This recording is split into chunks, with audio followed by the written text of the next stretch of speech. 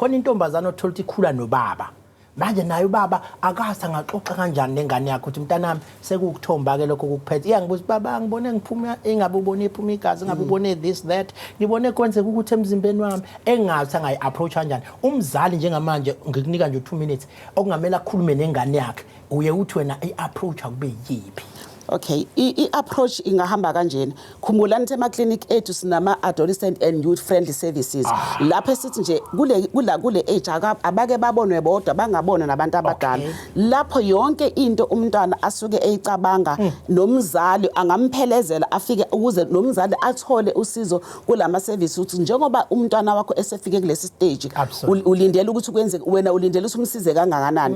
Kungaba nzima kumzali wesilisa kodwa njengoba akhona lama services ufanele ukuthi baba angabasebenzisa lama services nabantu besifazane abakhona abahlobene mhlambe nayo lo baba osuke ehlala nalengane yentombazane abangamsiza bamlekelela ukuthi kulama changes ungasizakala kanjani. Ukhona ku clinical psychologist esibhedlela bakhona futhi nama social workers angamsiza ukuthi kule transition noma kule ndle kuloshintsho umntwana kube bahambisane kanye ukuze kube lula ukuthi ubaba especially ohlala nengane yentombazane I understand ukuthi kwenzeka kanjani.